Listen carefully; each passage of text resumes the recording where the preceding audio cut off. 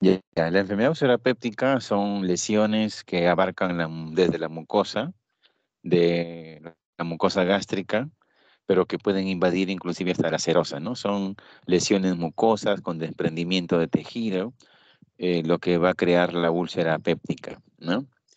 Y ahí están los tamaños, ¿no? Ahí dice,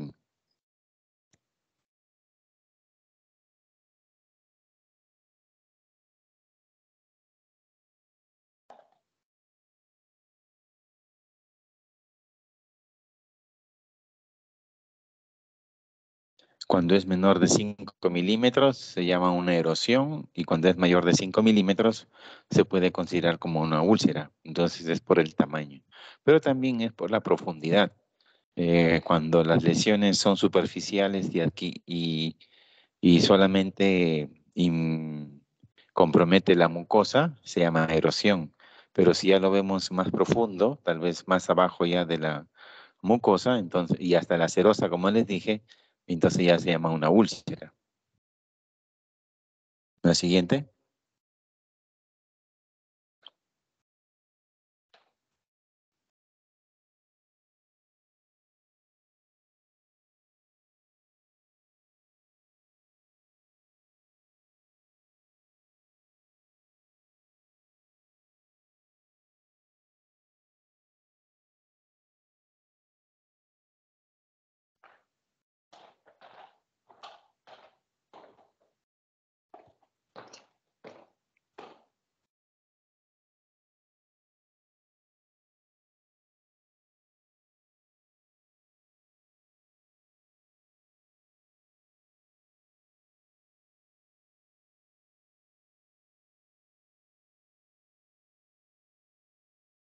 En la ubicación, pues tenemos que principalmente es en el estómago, pero también puede abarcar las zonas vecinas, proximal, el esófago distal y distalmente la primera porción del duodeno, ¿no?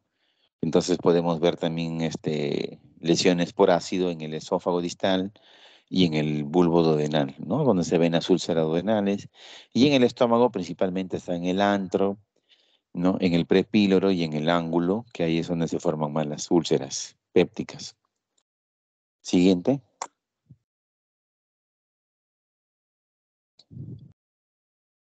Entonces ahí ven el cuadrito cómo es. En la prevalencia, como ya les dije, pues es muy prevalente, la prevalencia del 5 a 10% en la población adulta. Obviamente que dependiendo del tipo de paciente, de la enfermedad, del grupo etario, hay más o menos frecuencia, ¿no? También depende del tipo de población, ¿no? Si es una población de ciudad, si no es población más rural, pues en Estados Unidos las cifras son mucho mayores que acá. La prevalencia de las complicaciones, eh, como vamos a ver más adelante, están relacionadas a la población más adulta que es más propenso a usar los AINES, ¿no? Pero la úlcera gástrica, por ejemplo, dice que es frecuente en las personas más mayores y la úlcera duodenal en gente mucho menor, ¿no? Aunque la úlcera duodenal ha bajado últimamente porque ya como que en algunos países tienden a controlar la infección por Helicobacter pylori, han mejorado en algunas zonas las áreas de pobreza, han mejorado sus servicios básicos, entonces también el Helicobacter pylori puede que la prevalencia haya bajado, ¿no? Entonces, si baja la prevalencia de Helicobacter pylori, entonces puede bajar la prevalencia también de la enfermedad ulceropéptica. Pero conforme pasan los años, también la población va usando más AINES por las enfermedades degenerativas, entonces también se incrementa la úlcera péptica y sus complicaciones, ¿no? Siguiente. En la fisiopatología de la enfermedad ulcerapéptica, obviamente que siempre, como cualquier enfermedad, hay un desbalance, hay una pérdida de equilibrio, ¿no? Siguiente, siguiente. Entonces, aquí tenemos la balancita del equilibrio, donde están los factores agresivos y los factores defensivos o defensores, ¿no? Entonces, naturalmente, fisiológicamente, el estómago pues secreta moco para defenderse, ¿no?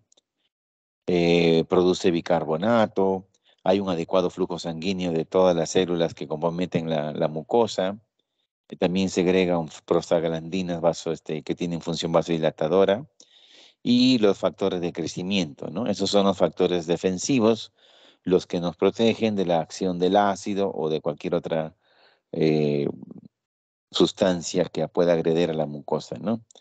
En cambio, en los factores agresivos tenemos pues la actividad de la ácido péptica, ¿no? El ácido, que puede ser pues con un pH menor de 2 o menor de 4, que pues es bastante lesivo.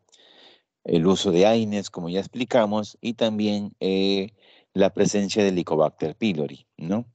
Entonces, cuando hay más, aumentan los factores, disminuyen los factores defensivos, entonces se va a ver principalmente la úlcera gástrica.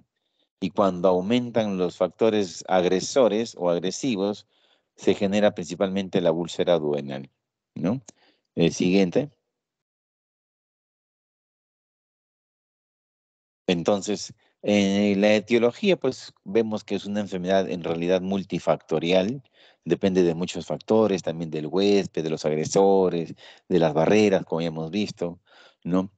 Pero el 95% de las úlceras pépticas son causados entre el Helicobacter pylori y los AINES, ¿no? Entonces, prácticamente casi toda la enfermedad úlcera péptica o es AINES o es Helicobacter pylori, ¿no? También hay otras enfermedades como el estrés, ¿no? El estrés, estamos hablando de un estrés de UCI, un estrés de una enfermedad grave que también produce desprendimiento de la mucosa gástrica y por tanto úlceras.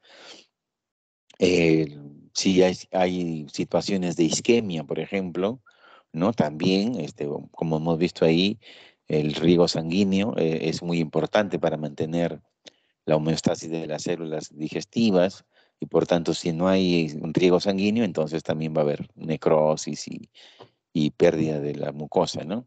Pero esos son los menos, ¿no? Porque eso es bastante raro, pero lo que sí tenemos día a día son la ingesta de AINES y el Helicobacter pylori. Siguiente. Entonces vemos ahí que, por ejemplo, en la úlcera gástrica, en la derecha, ¿no? El Helicobacter pylori es un 70-80%, pero en cambio en la úlcera duodenal puede llegar hasta un 90%, ¿no? De causar úlcera duodenal. En cambio el AINE en la úlcera duodenal es solamente 5%, pero es más gastrolesivo, entonces puede ocasionar hasta un 25% de las úlceras gástricas, ¿no? Siguiente.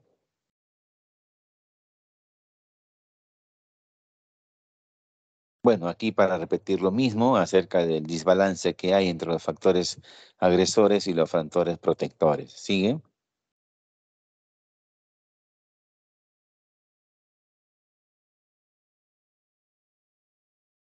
Em, por la presencia de Helicobacter pylori se estima de que el 10% de las personas infectadas desarrollarán la enfermedad ulceropéptica, ¿no? Claro, porque el resto más genera gastritis más que úlcera, ¿no? Entonces el 10%, pero de los cuales del 90 al 100% vas a generar úlcera duodenal y solamente de un 70-80%, como hemos dicho, úlcera gástrica, ¿no?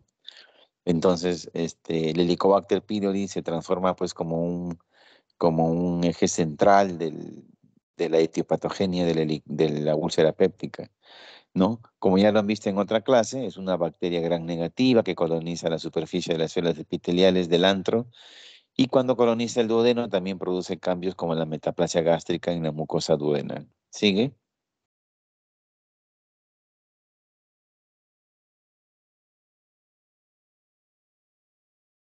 Continúa.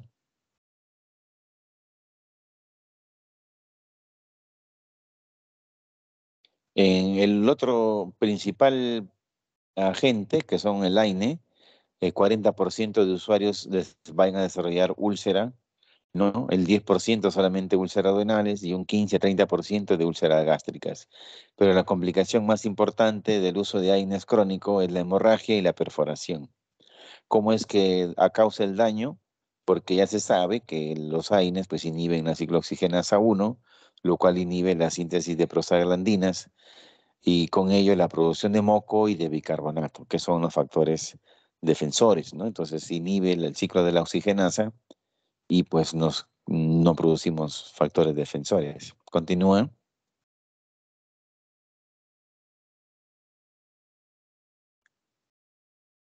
Doctor, en un minuto tenemos la resolución de nuestro paso de psiquiatría Ya, está bien, les para espero atender. entonces. Ajá, sí. Muchas gracias, doctor. Le aviso cuando ya acabe.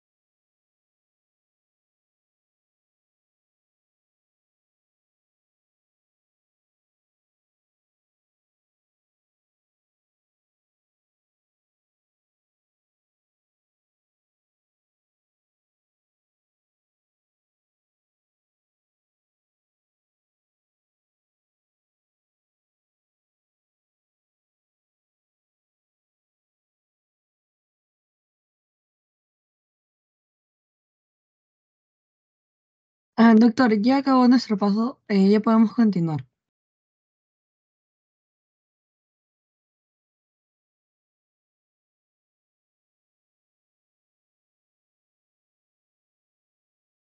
Ok, continuamos entonces con la exposición.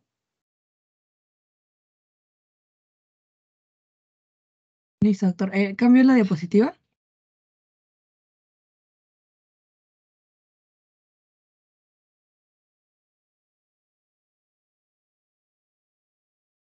Por favor, comparte.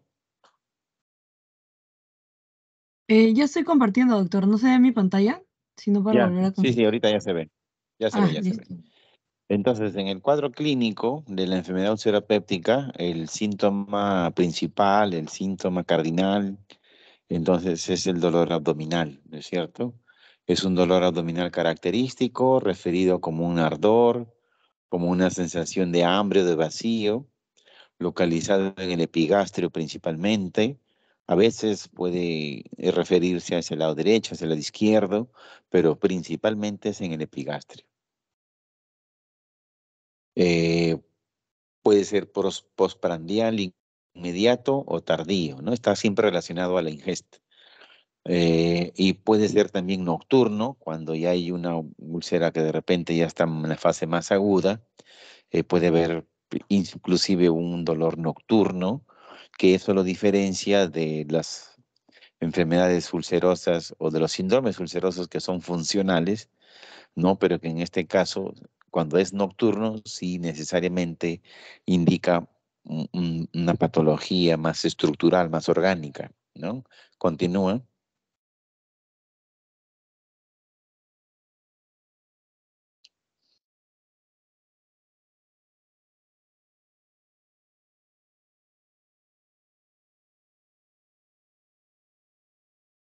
Entonces, los síntomas podrían estar relacionados, por ejemplo, a una dispepsia ulcerosa, ¿no? Malestar en el epigastrio, en el abdomen alto, como un ardor, una quemazón, le puede dar pues acidez, vinagrera, ¿no?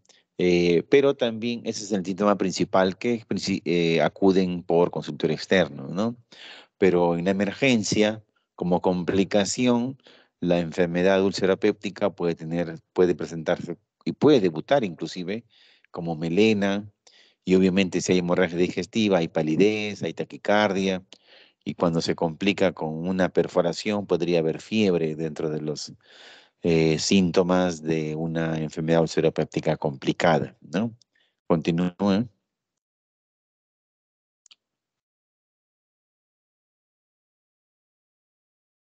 En el examen físico, cuando palpamos el abdomen, podría haber un dolor en el epigastrio a la palpación profunda.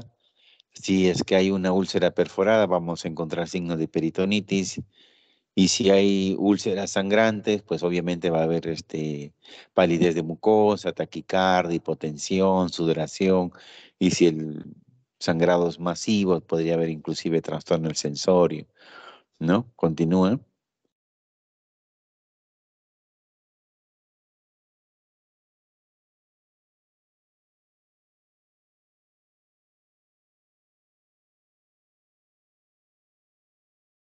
Continúa.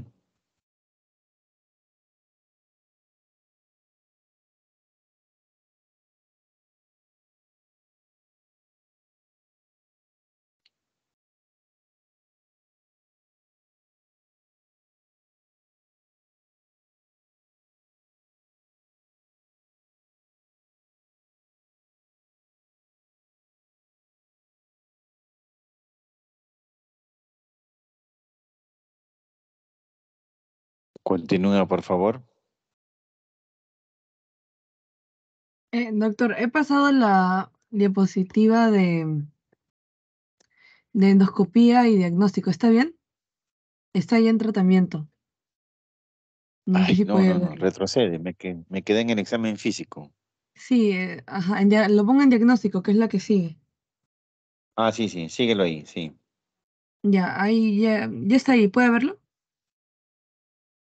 A ver, un ratito.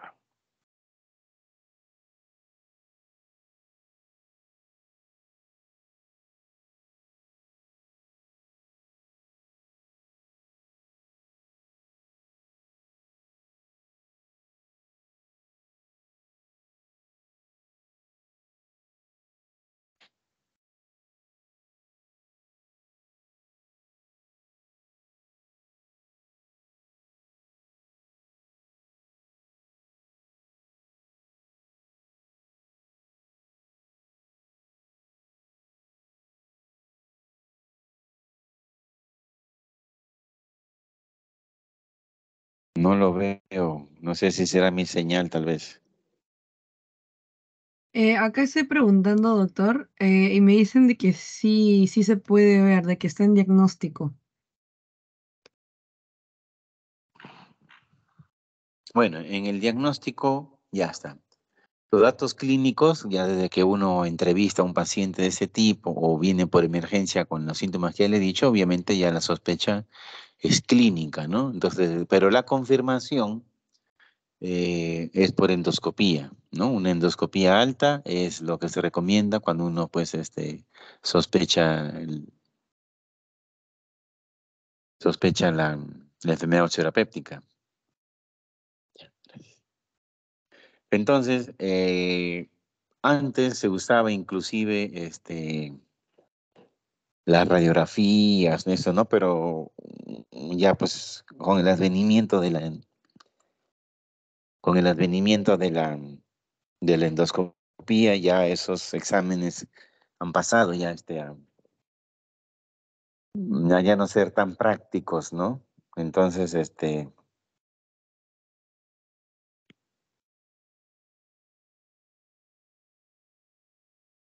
y la endoscopía también pues me permite tomar biopsia, ¿no? Entonces, me permite también ver el lugar exacto, dónde está la úlcera, de qué tamaño es, la forma, porque también tenemos que diferenciarla de las úlceras malignas también, ¿no?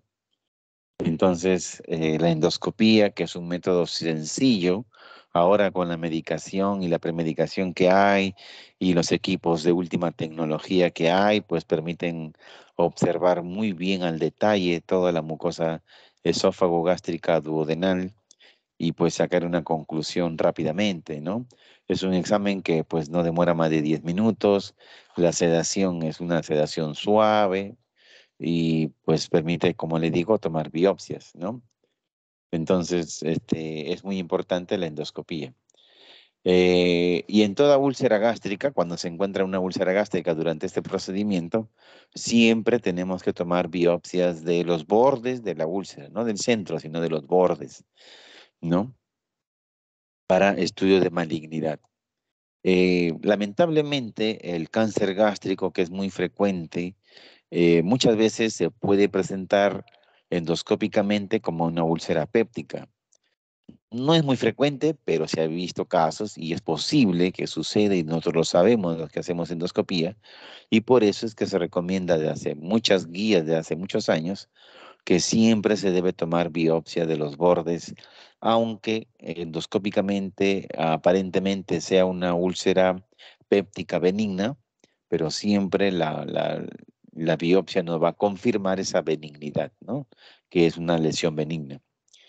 Y cuando es una úlcera gástrica, necesariamente tiene que hacer un control endoscópico a la octava semana, o sea, a los 2 meses de haber iniciado el tratamiento, o máximo pues a los 12 o a los 3 meses, ¿no? ¿Para qué sirve eso? Para verificar que la úlcera haya cerrado, se haya cicatrizado. Si es una úlcera benigna, con ese tratamiento fácil que cierre. Y vamos a encontrar de repente una línea blanquecina que fue ahí donde estuvo la úlcera. Entonces, si a los 2 o 3 meses le hacemos la endoscopía y vemos que la úlcera sigue persistiendo, a pesar que el paciente ha cumplido con el tratamiento, sigue todavía ahí en nicho ulceroso, entonces eso ya aparentemente, y hasta no se descarte lo contrario, podría ser ya un proceso maligno, ¿no? Pero en cambio, por ejemplo, las úlceras duodenales, que más del 90 y tantos % son benignas, entonces, pues ahí no es muy recomendable tomar una biopsia de una úlcera duodenal, ¿no? Y tampoco se recomienda un control endoscópico, porque se supone que en 4 a 6 semanas una úlcera duodenal fácil se cierra rápido, mucho antes que una úlcera gástrica, ¿no? Y más aún, si tiene Helicobacter pylori, le das tratamiento de Helicobacter pylori, con mayor razón va a cicatrizar y va a mejorar, ¿no? Obviamente que hay un control sintomático, ¿no? Al paciente que se le cita cada cierto tiempo y si el paciente no, pues siente que no ha mejorado, ahí recién uno podría de repente indicar una endoscopía de control porque no hay mejora que se supone que eso debe suceder a las 4 o máximo 6 semanas, ¿no? Continúa. Doctor, una consulta. Cuando se saca la biopsia y pues la úlcera comienza a sangrar, ¿cómo detendremos esa complicación dada por la biopsia en una úlcera? ¿Cómo es? ¿No escuché bien? Ah, sí, de que cuando sacas una biopsia de una úlcera y esta por X motivo comienza a sangrar y no para el sangrado, ¿cómo es que lo solucionaríamos en ese momento? Ya. Normalmente una úlcera se puede biopsiar y va a sangrar de los bordes, ¿no? Hay un sangrado que obviamente que cuando antes de retirarnos tenemos que verificar que ya haya parado el sangrado, porque es muy raro, pero puede sangrar por una biopsia simple, ¿no? Es muy raro, no sucede muy frecuentemente, tanto que a veces ni siquiera lo miramos, ¿no? Pero sí puede pasar, ¿no? Puede pasar, ha sucedido, se ha reportado casos que solo con tomar una biopsia puede haber sangrado. Entonces, hay métodos, como ya vamos a ver más adelante, hay métodos de inyectoterapia, hay métodos térmicos, hay métodos mecánicos que uno puede utilizar en este caso para el sangrado. O sea, tenemos que hacerlo, tenemos que hacer que pare el sangrado, ¿no? Y las biopsias, a veces inclusive en el entorno de una hemorragia digestiva, por ejemplo, si encontramos en el entorno de que el paciente ha hecho melena y toda esa cosa, pero como ya vamos a ver, por ejemplo, la clasificación de Forres, encontramos un Forres 3, inclusive le podemos tomar biopsia en el marco de la emergencia, ¿no? Y no hay ningún riesgo. ¿No? Salvo que el paciente pues tenga, pues, ¿qué te digo? Pues plaquetopenia de menos de 20.000 plaquetas, ¿no? Que tenga un INR muy prolongado, un TP muy prolongado, ¿no? ¿Qué te digo? Pues 4 o 5 de INR, el paciente está anticoagulado. Obviamente esas condiciones no le voy a tomar una biopsia durante la emergencia, pero sí lo puedo estabilizar y de repente tomarle después, ¿no? Pero sí, no hay mucho riesgo de la sangrado post-biopsia. Continúe. Sí, doctor, ya es un tratamiento la diapositiva.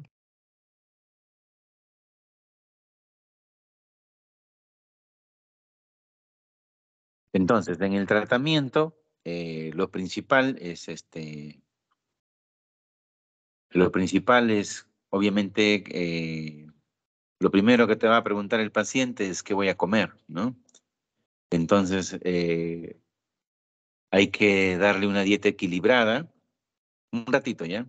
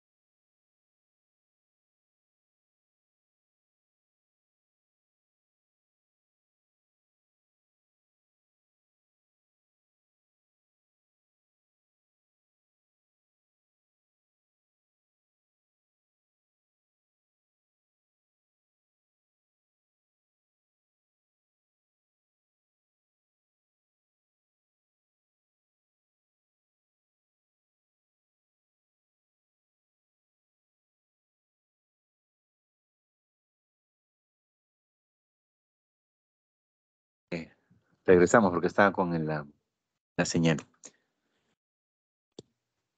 El objetivo del tratamiento, pues obviamente es aliviar el dolor, cicatrizar la úlcera, tratar la enfermedad de base, tratar del Helicobacter pylori si es que tuviera, para evitar las complicaciones. Continúe.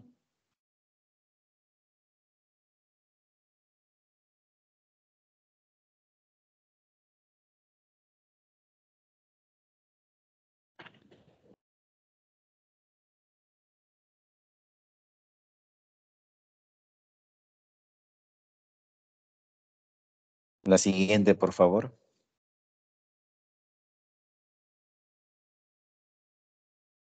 La diapositiva ahorita está en inhibidores de la secreción, en los inhibidores de los receptores H2, doctor. Ahí, ahí, No ya. sé A si ver, un ahí puede ratito, un ver esa. ratito.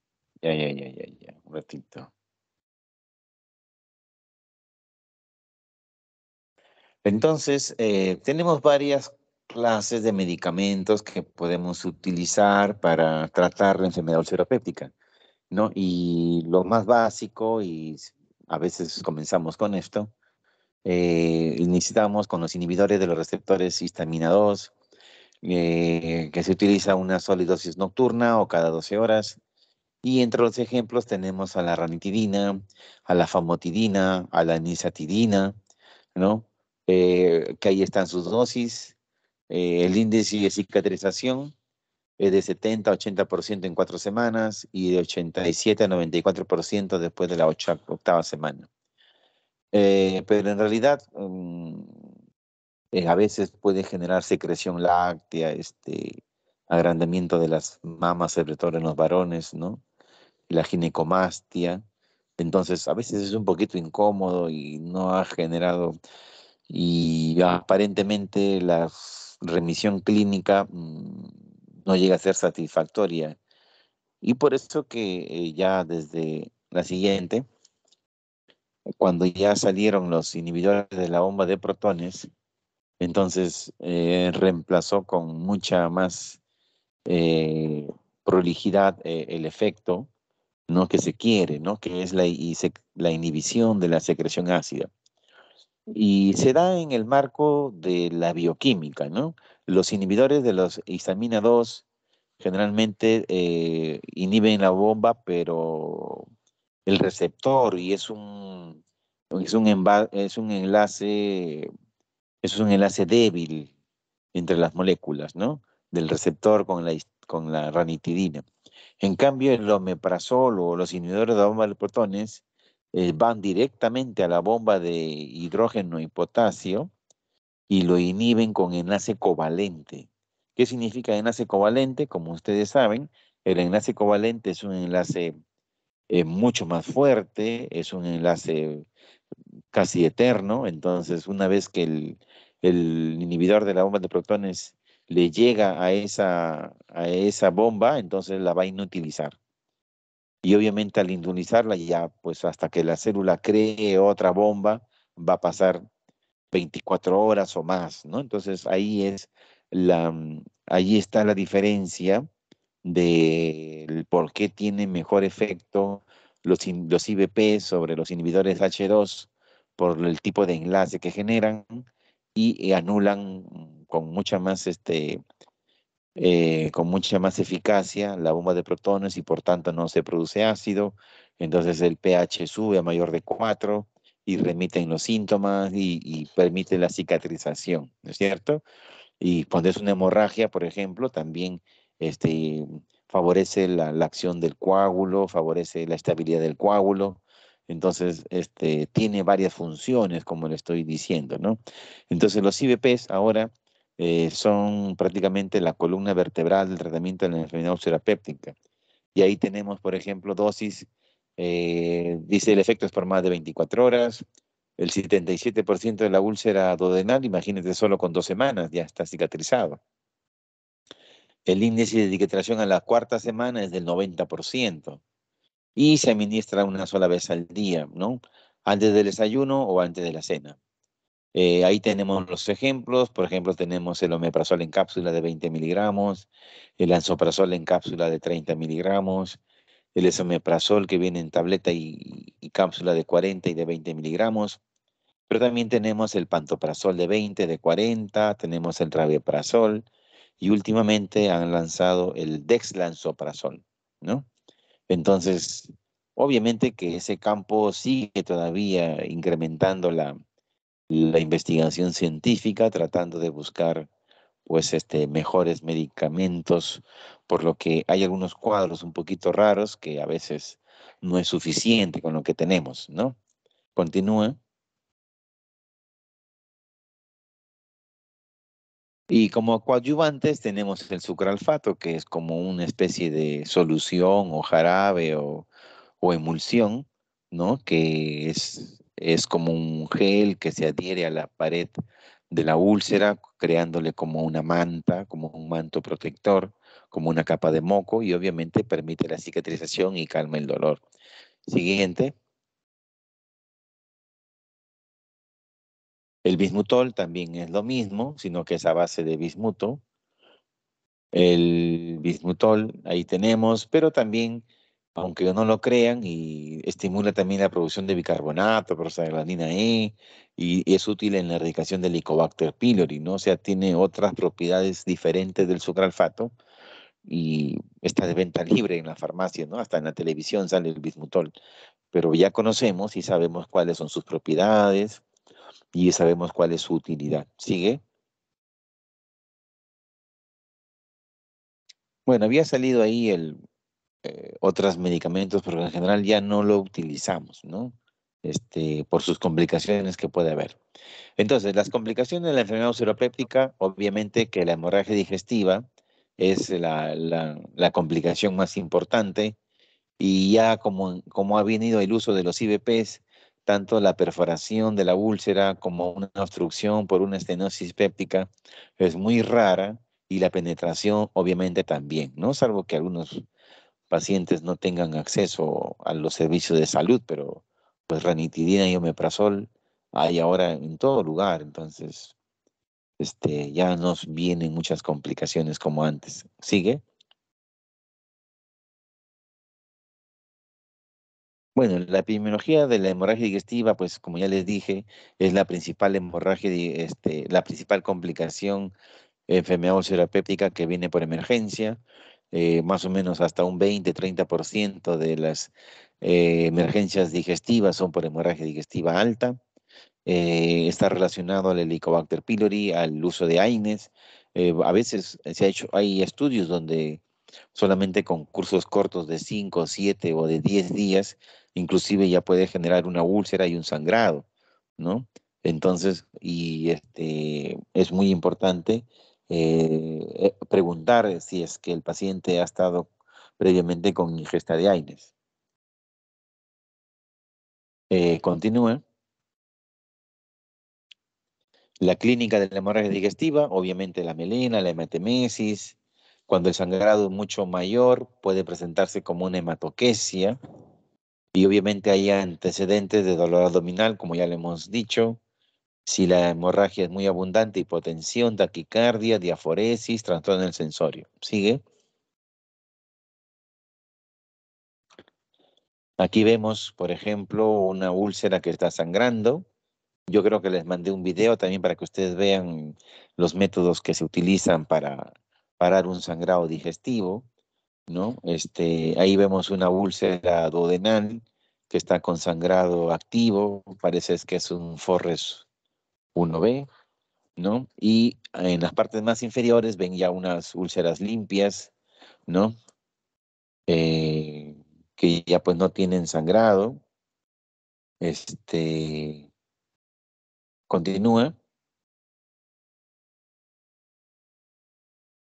Y obviamente, como cualquier emergencia, la evaluación inicial, vamos a ver el estado hemodinámico, ¿no? Ustedes, por ejemplo, que van a estar en una guardia, viene un paciente así, lo primero que tienen que hacer es estabilizar hemodinámicamente, ¿no? Entonces, la reanimación, hay que ver si es que necesita transfusión y la estratificación del riesgo, que ya lo vamos a ver. Y si es un paciente muy comprometido, tal vez evaluar la necesidad de intubación para protección de la vía aérea, ¿no? Para la estratificación de riesgo utilizamos la puntuación de Blatchford, ¿no? Que pues se basa en algunos datos clínicos para ver el riesgo. ¿Por qué? Porque hay pacientes que van a venir con pues leve riesgo, moderado riesgo, alto riesgo, y pues la mayoría son de leve y moderado, ¿no? Entonces hay algunos que su puntuación de Bradford, o hay otras escalas también que se utilizan, como la de Rockall, por ejemplo, que si su puntuación es muy baja, uno lo puede diferir la endoscopía o lo puede mandar a consultorio externo, de repente darle un tratamiento médico para que le baje los síntomas o pues le calme las molestias y no es una endoscopía de emergencia, ¿no? porque a veces vienen pacientes y dice, hace la semana pasada he hecho melena o pues estoy haciendo esas oscuras, pero son muy duras, que significa que ya esos solamente son rezagos, ¿no? Continúa.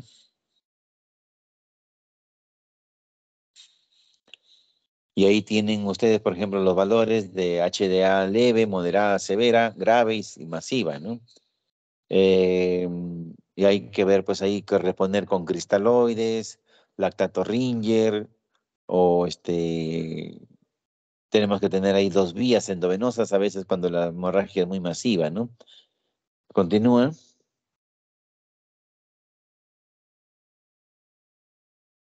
La transfusión sanguínea, eso es un punto clave, ¿no? Antes lo transfundíamos para llegar a 11, 12, o sea, su nivel normal de hemoglobina, ¿no?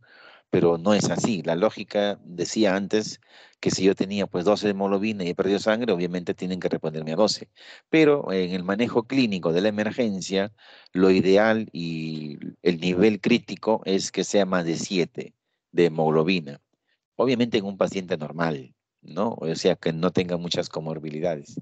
Pero en pacientes, por ejemplo, muy ancianos, de 90 o 100 años, pacientes cardiópatas, de repente pacientes con antecedentes de IMA reciente, ¿no? Entonces, tal vez ahí el objetivo es llegar a más de 9 o más de 10, pero la literatura dice más de 9 en algunos pacientes específicos, ¿no?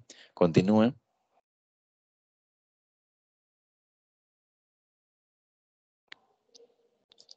Entonces, aquí ven ustedes, por ejemplo, en la derecha, la escala de Glasgow-Blatchford, ¿no? Y acá en la izquierda, el índice de Rockall, ¿no? La edad, el estado hemodinámico, si tiene comorbilidades.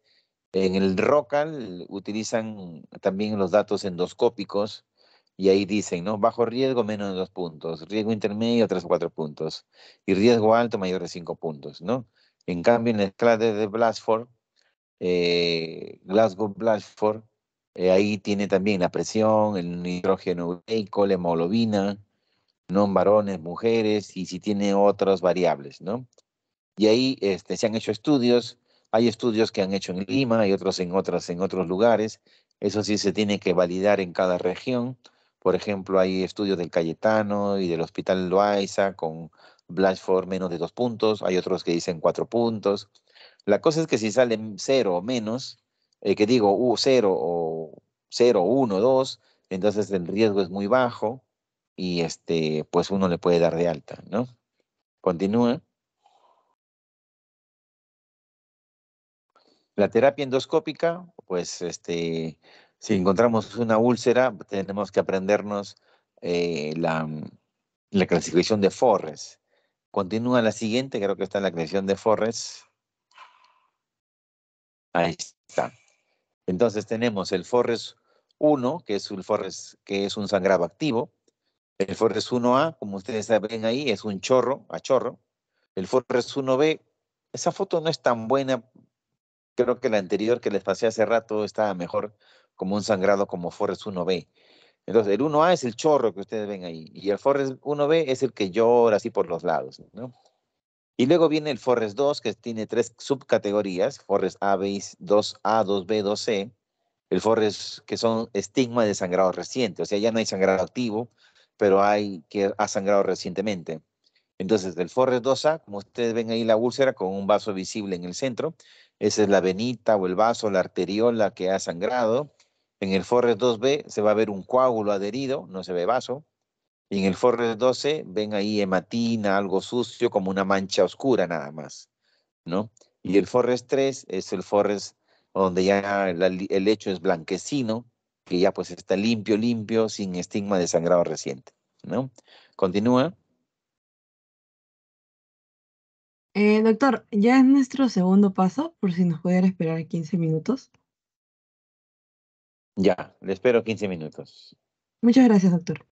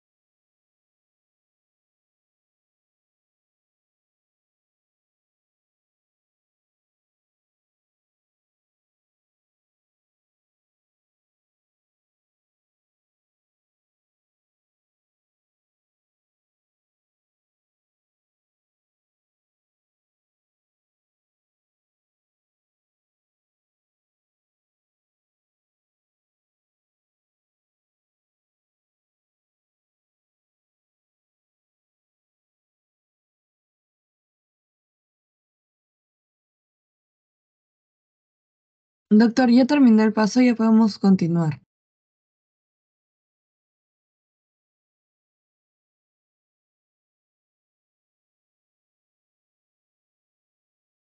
Ya, entonces, la última parte. Vemos ahí la clasificación de Forrest, que eso tienen que aprendérselo. Sigue la siguiente.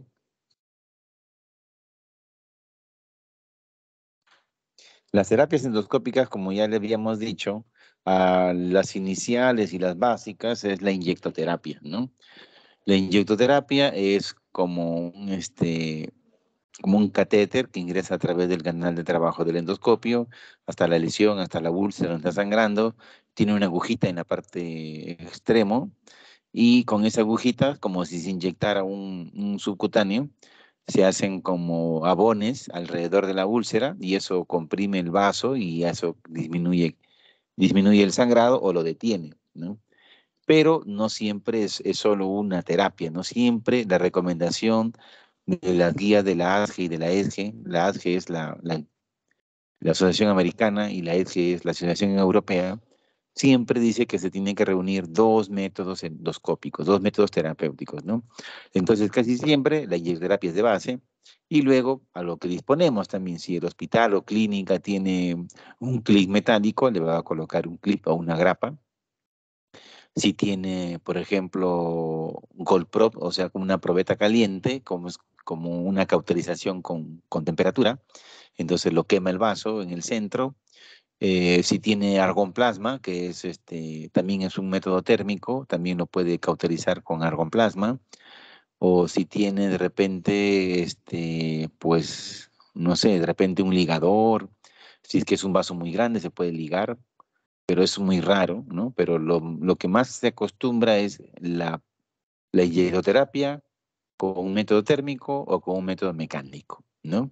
También ahorita están, ya de hace unos años que ha salido polvo hemostático, ¿no? Eh, que también es un polvito que al tener contacto de la sangre se solidifica y eso genera también detenimiento del sangrado, ¿no? El polvito que le decimos nosotros, los ponemos como polvito mágico, es ya siempre la última, ya la última que a veces nos queda porque a veces pueden regresar por sangrado, ¿no? Entonces, eso es lo que dice ahí en las recomendaciones de las guías ASGE y ESGE, es lo que recomienda, ¿no? Continúa.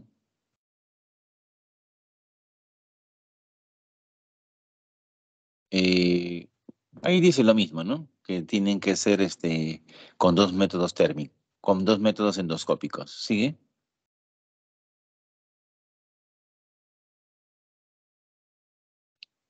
Y pues las terapias se hacen generalmente en el FORRES 1A, 1B, 2A, 2B, ¿no? El 2B es el coágulo adherido. Entonces ahí lo que dice ahí es que si es un 2B tenemos que remover el coágulo y si que hay un vasito debajo, obviamente hay que aplicarle la terapia en el vaso que está por debajo del coágulo. Hasta ahí se hace la terapia endoscópica. El Forres 2C, que es una mancha oscura, y el Forres 3, ahí ya no se hace terapia endoscópica. Solamente se lava, se vigila, no hay sangrado activo, listo, quedó. Pero en los anteriores, sí, pues, ¿no? Si uno ve un vaso visible, que es un Forres 2A, obviamente hay que hacer terapia endoscópica. Continúa.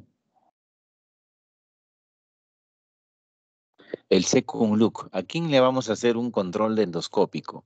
Ya le hiciste la primera endoscopía, lo regresas a la emergencia, el paciente ya va a su cama de nuevo, a la UCI, intermedios, emergencia, donde esté.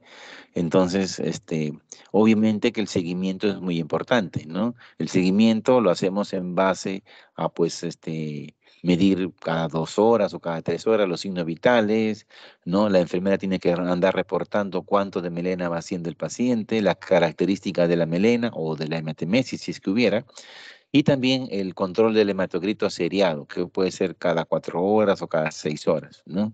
Entonces, si vemos, por ejemplo, que el paciente se mantiene hemodinámicamente estable, sigue siendo melena, pero ya no es mucho volumen. De repente el hematocrito está, pues, ¿qué te digo? En 27, baja a 26, sube a 27, baja a 25, sube a 27 en el control que le hacemos. Entonces el paciente, pues, ya había parado el sangrado, ¿no? Pero en cambio, si tenemos, por ejemplo, que la enfermera te reporta que hace rato ha hecho 300 y ahora ha hecho otra vez 500 de melena o de matemesis, y el hematocrito porque estaba en 29, ahora está en 23, y su frecuencia cardíaca está en 120, y su PA está en 90-50, no, entonces aquí sigue sangrando, ¿no? Entonces hay que hacerle una segunda endoscopía. Y de acuerdo en lo que encontremos, según la clasificación de Forres, podemos hacerle otra vez la doble terapia endoscópica que está aconsejable, ¿no?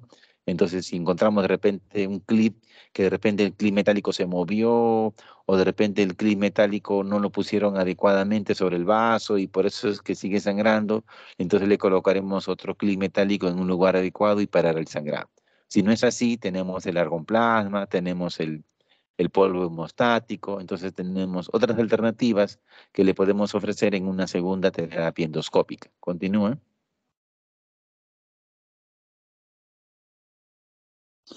Y bueno, al alta pues ya pues, le podemos dar tratamiento por IBP, podemos darle, si es úlcera duodenal, tratamiento del úlcera duodenal y del Helicobacter pylori, y también pues si es que tomaba de repente anticoagulantes por alguna enfermedad de fondo, también a los 5 o 7 días puede reiniciarlo, ¿no? ¿Sigue?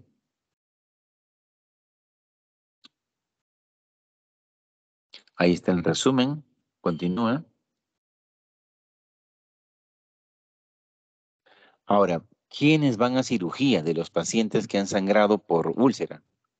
Entonces, la recomendación es que siempre se indiquen dos terapias endoscópicas. Entonces, lo que yo le hablé, ¿no? La primera endoscopía, le hago los dos métodos, resangra y signo de resangrado, le hago la segunda terapia endoscópica, la segunda endoscopía, igual con doble terapia endoscópica, y si hay una tercera, ese ya va a un tratamiento quirúrgico. O sea, no existe una tercera sesión de terapia endoscópica. Solamente es la primera y la segunda. Si es que hay un resangrado después de la segunda, significa que el vaso puede ser muy grande, la lesión puede ser muy profunda, entonces nuestras terapias endoscópicas están quedando insuficientes, entonces ya tiene que haber un tratamiento quirúrgico, ¿no? Entonces, esa es la recomendación. Y luego ya la perforación, que como ya ustedes saben, va a haber signos peritoneales principalmente, y también pues es una elección quirúrgica, ¿no? Si uno sospecha de una perforación de víscera hueca, obviamente la endoscopía está contraindicada. No se puede hacer una endoscopía si hay sospecha de perforación, ¿no? Continúa. La estenosis es algo más raro, pero puede darse una estenosis pilórica o posvulvar o pospilórica inmediata en el bulbo, que principalmente son a consecuencia de tratamientos incompletos, no bien hechos, o tratamientos que nunca hicieron un tratamiento con IBPs. Entonces, la cicatrización es pésima, se cierra mal y estenosa la luz, ¿no? Y el paciente puede debutar, bueno, no debutar, sino progresivamente instaurarse un síndrome pilórico, como ustedes han visto en su primer caso clínico, ¿no? Un síndrome pilórico puede ser manifestación de una estenosis péptica, ¿no? Continúa. Para las estenosis pépticas, endoscópicamente disponemos de unos balones dilatadores de píloro que son muy buenos, y con eso evitamos también una cirugía. Ustedes saben que ahora la tendencia es evitar las cirugías y hacer tratamientos endoscópicos, que es lo menos cruento, lo menos invasivo posible, ¿no? Entonces, si hay estenosis pépticas, existen balones para dilatación de píloro, bueno, en realidad de antro o píloro, que pueden ser disponibles. ¿Alguna pregunta hasta aquí?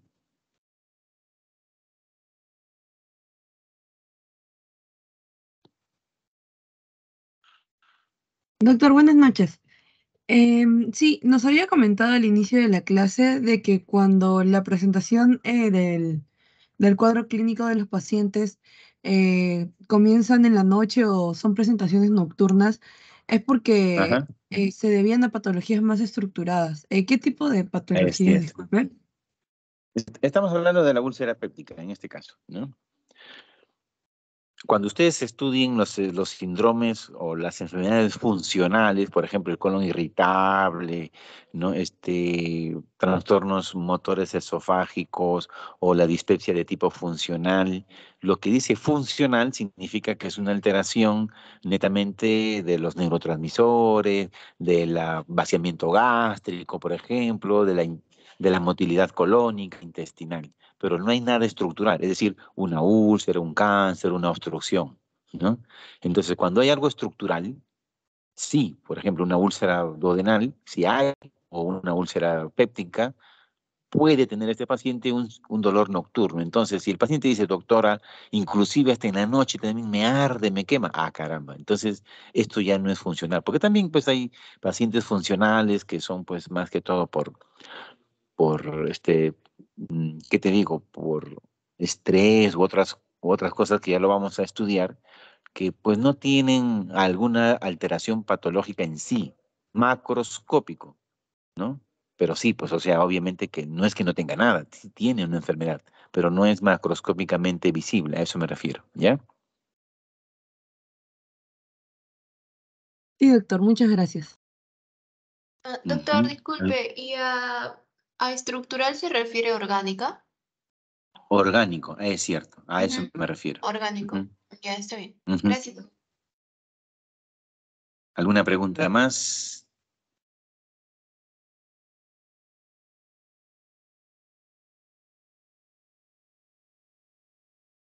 Creo que no, doctor.